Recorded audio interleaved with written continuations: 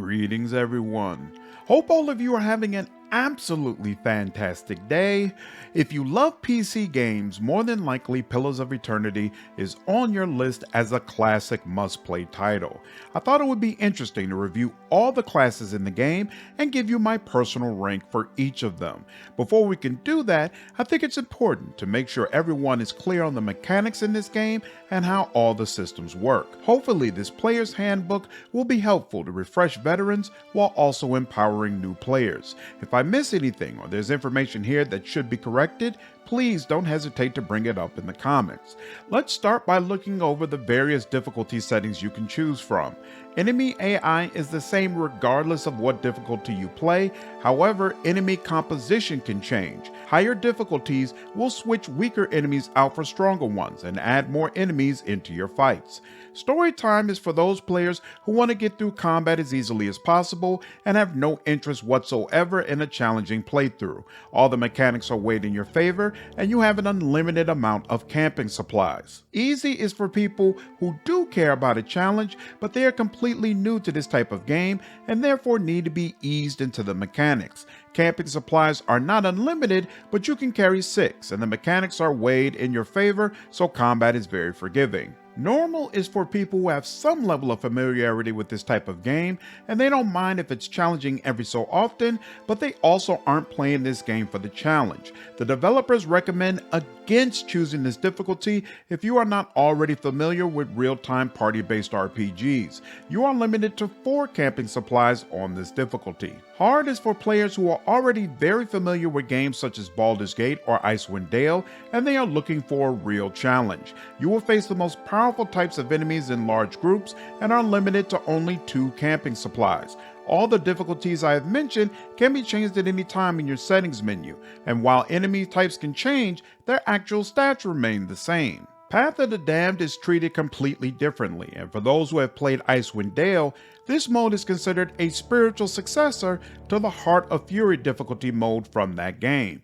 Once you start a playthrough on this difficulty, it cannot be changed. All enemies from all the other difficulties are enabled and combat mechanics are amplified to make battles tougher. Even more significantly, enemies receive a plus 15 bonus to accuracy and all defenses. Enemies can also use abilities that they never deploy on lower difficulties. Simply put, this setting is brutal and will put all your talents to the test. In addition, there are 2 game modes you can use to make your playthrough even more challenging. Trial of Iron limits you to 1 save game, and if you quit your game, the current state is automatically saved. If your party dies, the save is deleted and you must start over a new game. Expert mode must be enabled when you start a new game, and it disables all the extra options that make the game easier while providing a more realistic playthrough experience. Going through the list of settings and impacts, you will not see the range of area of effect spells, which is huge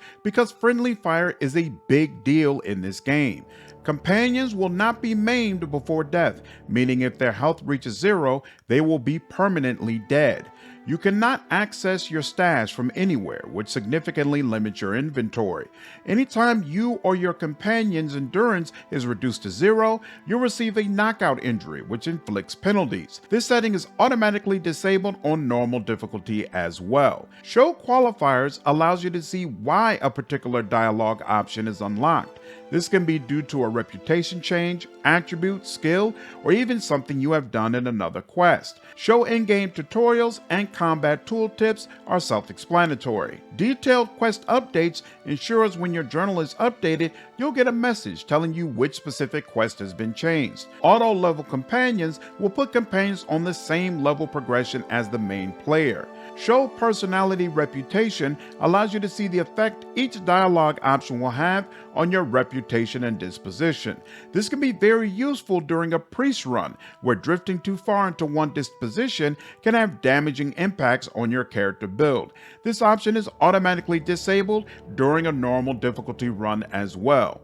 Show relative defenses allows you to hover over enemies and see their known defense scores in comparison to your accuracy. And then finally, show unqualified interactions lets you see dialogue options that you are unable to select due to not meeting the prerequisites. That's all the information I have regarding difficulty settings, so let's review the list of attributes in this game.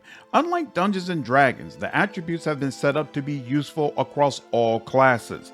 What you want to dump or keep is based much more on the type of character you want to build and not necessarily the class you choose. Another difference is it doesn't progressively cost more points to increase your attributes, since the benefits they provide are linear. Odd numbers will still help you, and there's nothing magical about an 18 or 20 score. First on the list is Might, which increases the damage and healing your character does. This stat applies to your melee, ranged, and magic attacks. Might is not equivalent to Strength, so it does not expand inventory space or allow you to carry heavy objects. The healing only counts externally, so increasing this stat doesn't increase the amount of healing you receive. Might is very important for any character that wants to do consistent damage or serves as your party's main healer. This attribute also increases your Fortitude defense, which determines your ability to resist attacks on the internal physical systems of your character. Attacks of this type include disease, poison, and petrify. The amount of Fortitude defense you have is determined by your might, constitution, character level, and any gear you have that increases it. Next on the list is Constitution, which increases your endurance and health. Endurance measures how much damage you can withstand in a single fight. Once it is depleted, you are knocked out, but you will stand back up after the battle is won with an injury that gives you a penalty. After every fight, your endurance recharges up to its maximum level. Health measures your long-term survivability and is always much larger than your endurance. When an enemy is able to deal damage through your armor, it hits both your endurance and your health. Unlike endurance, health does not recharge after battle, and instead can only be regained by camping, which you can only do a limited number of times. If an enemy reduces your health to 0 for the first time after a rest, you will stand up after the battle with 1 health, and your character will have the maimed status. Maimed applies a -15 penalty to your accuracy and all defenses. If you are reduced to 0 health while maimed, you are permanently dead, and there is no way to revive characters who have died. Consequently, Constitution is a very important stat for tanks and most frontline characters. Keep in mind, however, that the bonuses it provides are percentage-based, which means the returns are best if you are already working with high endurance and health. The rate at which these stats increase is determined by what class you choose. Many classes do not gain health or endurance at a high rate upon leveling up, and consequently they will receive limited returns from Constitution. As already mentioned, Constitution will also increase your Fortitude defense. Next on the list is Dexterity, which increases your action speed. Actions in combat, such as casting a spell or swinging a sword, have an action speed that can be increased by this attribute. It's especially important if you are a damage dealer or a healer, since the speed at which you can do these things can make or break a fight. Dexterity will also increase your reflex defenses, which determines your ability to dodge physically harmful area of effect attacks such as fireball or chain lightning. The amount of reflex defense you have is determined by your dexterity, perception, character level, and any gear you have that increases it. Next up we have Perception, which increases your ability to interrupt enemies in combat. An interrupt is damage that causes enemies to delay their current or next action. This could be a very powerful way to mitigate the amount of damage they can do. Perception also increases your accuracy, which determines the likelihood that an attack will actually affect the target. It's more complicated than that, but we'll delve into it more in the combat section. Bottom line, accuracy is extremely important and arguably makes Perception the must-have stat for damage dealers. If your attacks cannot connect, it doesn't matter how much damage they will deal or how quickly you are throwing them out. As already mentioned, Perception will also increase your reflex defense. Next on the list is Intelligence, which increases your character's area of effect. This applies to a wide range of abilities, such as spells for a wizard or auras for a paladin. We'll cover how this works a little more in the combat section. Intelligence also increases the duration of abilities, which is critical for characters who use powerful buffs or debuffs that can change the tide of battle. Finally, Intelligence increases the will defense, which determines your ability to resist mentally based attacks such as spells that cause you to be charmed or confused. The amount of will defense you have is determined by your intelligence, resolve, character level, and any gear you have that increases it. Last on the list is Resolve, which increases your concentration stat. Concentration determines how likely your spells or attacks are to be interrupted by enemies. Resolve also increases your deflection defense, which determines your ability to resist direct melee or ranged damage. These attacks are the most common in the game, making deflection the most important defense for tanks, and luckily it's also the one that's easiest for them to stack high. Note that unlike other defenses, deflection does not have two attributes that can be used to scale it. Resolve and your class are the main contributors to your base deflection. As already mentioned, Resolve will also increase your will defense. Having a mediocre amount of Resolve doesn't do much for most characters, so non-tank builds will oftentimes dump this stat and use alternative defensive measures. All of these attributes can trigger additional dialogue options in conversation. However, in my playthrough, it seemed like Resolve popped up the most. Your attribute point spread cannot be changed outside of character creation, even if you respect your character. Moving further down, we have the list of skills in the game. Unlike D&D, skills are completely separate from your attributes. The first skill is Stealth, and it measures your ability to avoid being seen or heard while in scouting mode. Scouting mode will cause your character to crouch down and essentially become invisible. It also makes it much easier to reveal hidden items. While in this mode, if you approach a character who is not in your party, an eye will appear in the circle below you and it will fill with a yellow color. This lets you know you have been sighted, and if you don't move quickly out of range, you will be discovered. The speed with which the circle is colored is determined by your stealth skill. Once the eye is completely yellow, it will start filling with a red color, and once that process is complete, you are immediately discovered. Your entire party should be stealthing while in a dungeon to ensure you don't stumble into large groups of enemies or traps. This will also allow you to consistently get the first attack in a fight. Even if you are not a fan of sneak attacking, having a character with ranks in stealth can be very important to steal or loot objects in neutral hub areas. For the most part, thievery is not connected to morality, so picking up everything not nailed down doesn't impact your relationship with more lawful characters. The next skill is Athletics, which measures your ability to complete physical feats such as climbing and swimming.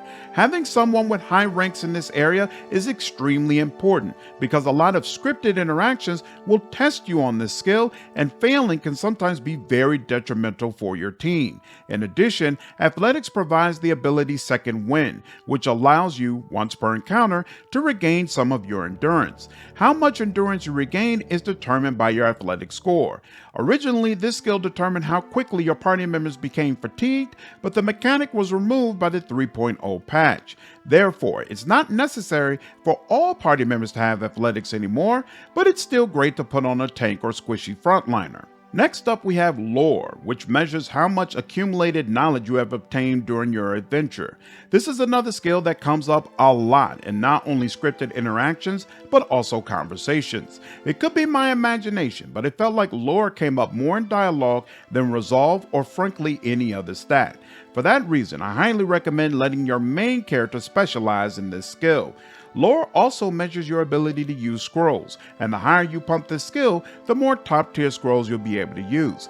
This makes it a useful skill for just about anybody to have, since even characters that don't focus on magic can make use of the buffs or debuffs available from scrolls. Even if you are not interested in buying scrolls, the game gives you a ton of them as loot, so using them regularly is a viable option. Next on the list is Mechanics, which measures your ability to pick up traps or unlock chests and doors. It also measures your ability to see hidden traps. There are a ton of locks and traps in the game, so out of all the skills on this list, Mechanics is the biggest must-have. If you don't have a person highly skilled in mechanics, the game is almost unplayable. Also, keep in mind this game loves to throw very difficult to see traps at you early, so it would absolutely benefit the team for your main character to specialize in mechanics right from the start.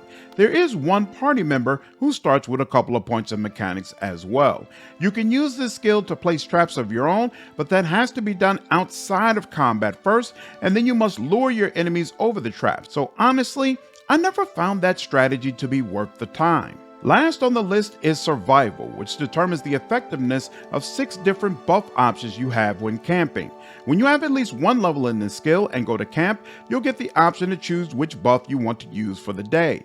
Some of these options are very powerful, such as received healing multiplayer for tanks or an accuracy bonus against specific creatures. When you have 6 ranks in Survival, you essentially have 1 rank in all of these buffs, and then the rotation starts over again. So rank 7 in Survival will make your damage reduction buff more powerful, rank 8 in Survival will make your received healing multiplier stronger, so on and so forth. Survival is not necessary, but it's definitely nice to have and should be strongly considered if other major skills are covered. There are ways to increase your attributes and skills outside of character creation, but you have to do this carefully because some methods do not stack. The game provides 4 separate categories of ways you can get bonuses: passive, weapons, active or modal, and equipment. A bonus is considered passive if it's activated automatically. An example of this would be if you took a talent such as Scion of Flame, which provides you with a plus 20% bonus to burn damage. A weapon bonus comes from a weapon you have currently equipped. For example, Durance's staff has a plus 25% burn damage bonus. Passive and weapon bonuses stack, which means you can pile on as many of them as you like, and they will work in tandem with any other bonuses you apply. Active bonuses come from a spell or ability that you have to manually use during combat.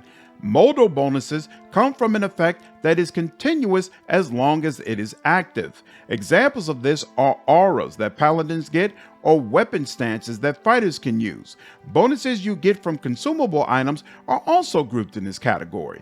These bonuses do not stack with each other, so if you eat food that provides a plus 2 might bonus and then you use a priest ability that increases might by 3, the game will let you keep the plus 3 bonus, but it will suppress the plus 2 bonus, rendering it irrelevant. Finally, equipment bonuses come from accessories you have equipped on your character, such as helmets, rings, and boots. Again, these bonuses do not stack, so having gloves and a helmet that both give you a bonus to dexterity is a waste. If you have multiple bonuses that are being suppressed, the game doesn't have a pop-up informing you of this. Instead, the only way to confirm that this is happening is scrolling through the character sheet, where you will see a tag next to any bonus that has been suppressed.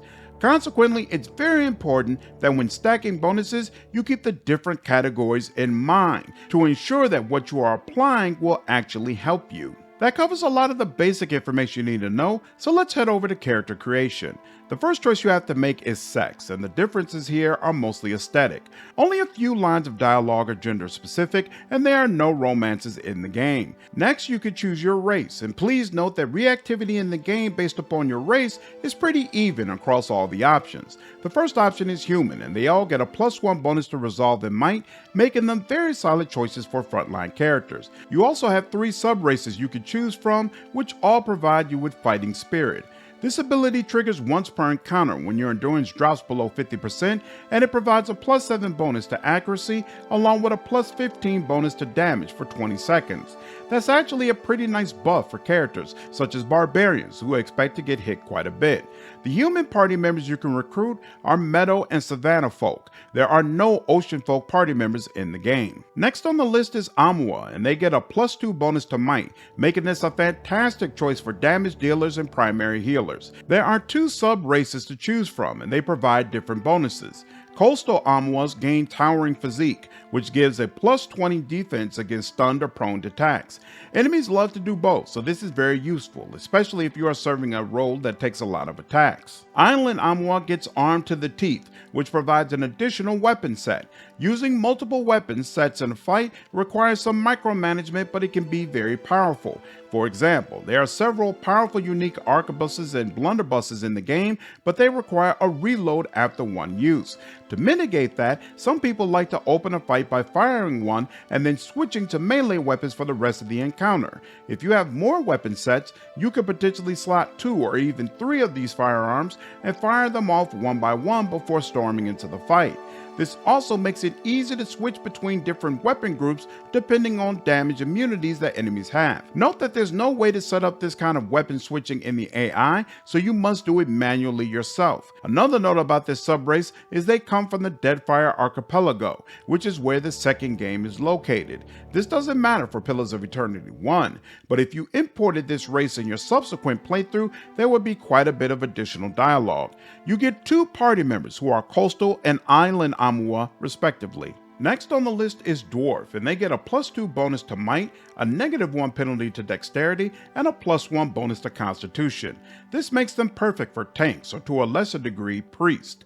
A lot of what makes tanks great in this game is their gear, or modals, that automatically activate when combat starts. Consequently, they require less dexterity than damage dealers, healers, or debuffers. Dwarf has 2 subrace options. Mountain Dwarves get Hale and Hardy, which provides a +20 defense against poison and disease attacks, which are definitely plentiful in the game. The other option is Boreal Dwarf, and they gain a +15 bonus to accuracy against wilder or primordial type creatures.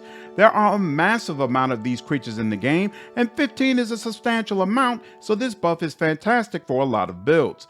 There is a Boreal Dwarf party member available in the game. The next option is Elf, and they receive a +1 bonus to Dexterity and Perception, which gives any character a great head start at pumping out fast and accurate attacks. The first subrace option is Wood Elf, which provides the Distant Advantage bonus.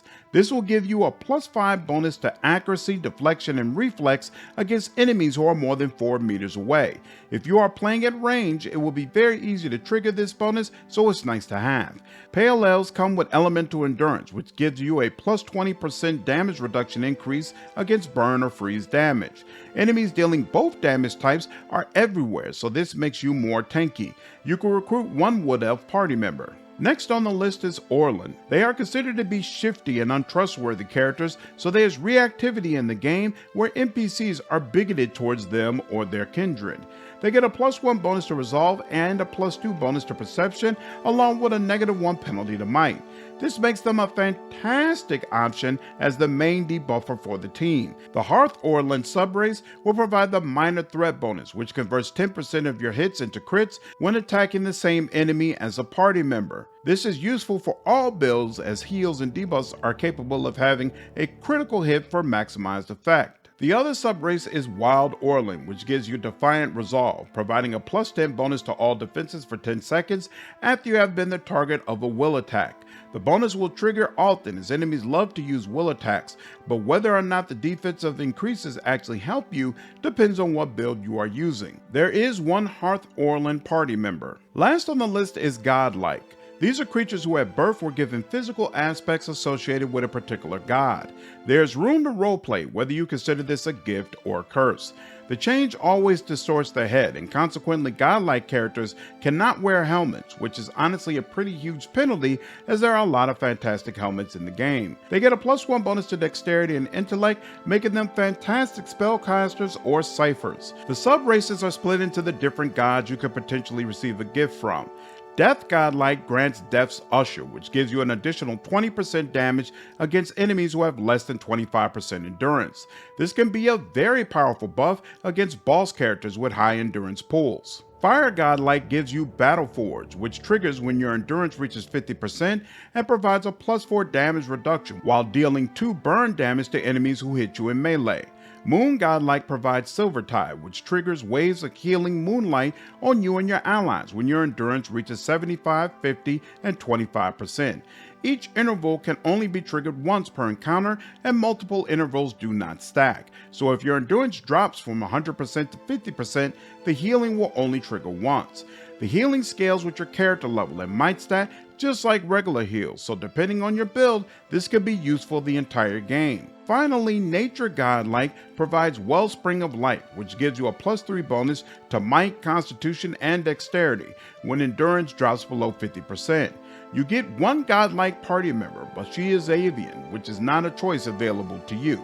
After picking your race, you are able to pick a class. As mentioned in the beginning of this video, I am going to start a series combing through all the class mechanics, so I won't spend a lot of time on them here. There are 11 party members who each represent one of your potential classes, so you don't have to worry about filling a gap on your team. All party members can be respec'd back to level 2, giving you a lot of flexibility in their talents and abilities, but no control over their attribute distribution. In my opinion, Wizard, Cleric, and Rogue provide the best opportunities to create a character build that is significantly superior to what you could do with your party members. Your Wizard Aloth has a high intelligence but low might, so while he's a fantastic debuffer, he's also a mediocre homage for a damage-focused caster if that is your preference. Your Priest Durance has very low dexterity, which heavily impacts his ability to quickly throw out buffs or heals that you need most. Finally, your Rogue Devil of Kyrox's armor slot is locked to her mechanical body, which renders her unable to take advantage of the awesome robes and light armors available in the game. Outside of these three cases, while you can still certainly optimize your class build, for the most part, it's not going to be leaps and bounds better than what your party members are capable of. Most of the classes function the way you would expect based on classic D&D mechanics, but there are a couple of things that should be noted. Paladins and Priests have preferred dispositions based upon the deity you select.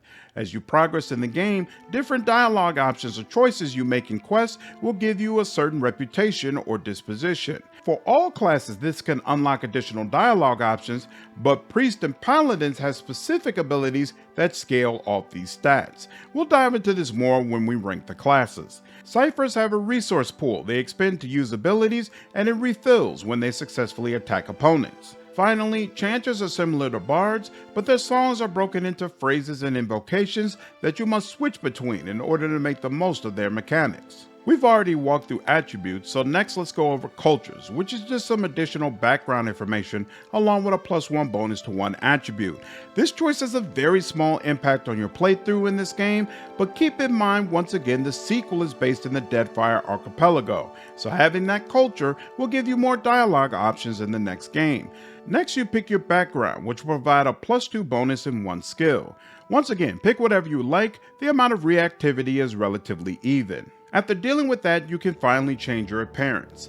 Each sub-race has its own unique skin, head, and hair options. There's a wide assortment of portraits, and you can import your own portrait if that is your preference. There's also a list of female and male voices you can select, but it doesn't matter since your character's dialogue isn't spoken. You'll only hear random quips or battle cries, but no fully voiced conversations between you and your companions. Quick note before we go over combat mechanics: if you enjoyed this video, I would appreciate you hitting the like button. This information tells me which videos the community is enjoying. If you want to support this kind of content, please consider becoming a member of the channel. I really appreciate all of the support. Alright, next I want to go over combat mechanics, but first let's look at how armor and weapons work. Each piece of armor has a DR or damage reduction stat. This is the amount of incoming damage that an armor is capable of reducing. So in this example, if an enemy hit with an attack that does 10 damage, Eder would only take 3 damage due to his armor. Some armor has additional enchantments that increases its DR based on the type of damage you are receiving. There are 8 damage types in Pillars of Eternity: Slash, Pierce, Crush, Burn, Shock, Corrode, Freeze, and Raw. Eder's armor has extra damage reduction against Slash, Pierce, and Freezing attacks. All other attacks will be mitigated by the base 7 DR. Every armor also has a recovery speed percentage. Actions you take in combat, such as swinging a weapon or deploying a spell, are followed by a recovery period. You cannot perform another action until this period is complete, and heavier armor will make this wait longer. Eder's armor reduces his recovery speed by 35%, causing him to attack at a slower rate than his companions. This can be mitigated with enchantments, accessories, buffs, and possibly your character build. Weapons have their own list of mechanics. Speed measures how quickly this weapon can attack. A two-handed weapon will attack much more slowly than a single-handed weapon. Wielding two weapons can allow you to do more attacks in the same time frame. Range tells you what distance a weapon can attack from. Durance's staff is a reach weapon, which means he can attack with it even if he is not standing directly in front of an enemy. This allows him to use Eder as a tank that shields him from damage while he thrusts his staff at a distance. Weapons such as arquebuses, wands, and bows can attack from long distances. Interrupt lets you know how long the delay will last if you are able to successfully interrupt an enemy. While in combat, your weapon or spell will attempt to interrupt enemies every time it is used. To determine if you successfully interrupt an opponent, the game performs a D100 roll, adds your interrupt stat to the result, and compares that number to the opponent's concentration score. Interrupts do not stack, but you can repeatedly interrupt the same enemy. The interrupt for Durance's quarterstaff says strong because 0.75 seconds is longer than the 0.5 second interruption duration that most weapons have. Typically, heavy two-handed weapons create a more forceful delay than small one-handed options. Next, you see the damage that is listed, and it's very important to know this part of your weapon because some enemies are immune to certain types of damage. In this case, Durance's staff does both crush and burn damage, which is very useful because it's rare for enemies to be immune to both. On the other hand, Eder's saber only does slash damage, so there are many enemies who will completely dismiss his attacks. Classes are not locked into specific equipment, so a rogue can use a greatsword or a wizard can wear heavy armor if you so choose. Looking at the abilities, you'll notice some of them say per encounter, such as Eder's knockdown. This means the ability is available in every fight, but only for a limited number of times. That's different from wizards or clerics who have a specific amount of spells that are available per rest, meaning that your uses will not automatically refill at the end of combat. Instead, you must camp if you have depleted all of your spells. This is a real-time with pause game, so at any time I can pause the action. There's also a button to activate fast mode, which will cause your characters to run faster. The fireplace icon allows your characters to camp. There's also a formation icon, which allows you to customize what formation your party uses when exploring the world. This is very important because when most battles start, your formation decides where your party members will be positioned. If you don't customize this, the squishiest person in the group might always be out front and get shredded. Every time you switch out party members, the game plays musical chairs with your formation, so it's important to check it consistently. With that explanation out the way, let's get into combat. You see here we're in sneak mode, and up ahead there's an enemy we want to attack. Once Eder is revealed, at least one enemy will attack him, and consequently they'll become locked in engagement. You know a character has become engaged because a circle underneath them will have pointed spikes. The red lines show which enemies are attacking you in melee, while the green line shows what enemy Eder is attacking. An engaged character cannot move without triggering an attack of opportunity. By default, characters can only engage with one enemy at a time, which means large groups can run past your front line to hit squishy targets. There are upgrades and equipment you can use to increase your tank's engagement slots, allowing them to lock down more enemies. Some large enemies are also capable of engaging more than one party member at a time. Afflictions that immobilize you, such as stunned or paralyzed, render you unable to engage enemies. As mentioned before, all direct ranged or melee attacks target deflection. When making this type of attack, the enemy's deflection defense is subtracted from your accuracy rating. That result is then added to a D100 roll. If the final result is less than 15, then you completely miss. If the result is between 15 and 50, then you graze the target, which reduces the damage and duration by 50%. A result between 51 and 100 is a hit, which has normal damage and duration. Finally, a result above 100 results in a crit, which increases the damage and duration by 50%. This formula works the same way for attacks that target reflex, will, or fortitude defenses. After seeing that math, you might be curious how high your tank's defenses need to be by endgame. Again, deflection is your tank's most important stat, and you want to push it to around 120 if not a little higher. It's possible to get all the other defenses above 100 as well, but it's certainly not easy. You'll probably just want to pump the others as high as possible while using buffs or cleric immunities to protect your front line against enemy attacks. If you use an area of effect attack, you'll see a red inner circle, along with a slightly transparent yellow outer circle. Party members can stand in the outer circle without experiencing negative effects, while enemies will still be impacted. When you increase your area of effect size, the yellow portion is what expands, so having a large intelligence score doesn't make it more difficult to avoid friendly fire. Some spells are faux AoE, which means there is no friendly fire you need to worry about. Spells are calculated in a slightly different manner from regular attacks. You take your base accuracy score, your character level, and a bonus to accuracy that is listed on the spell's tooltip.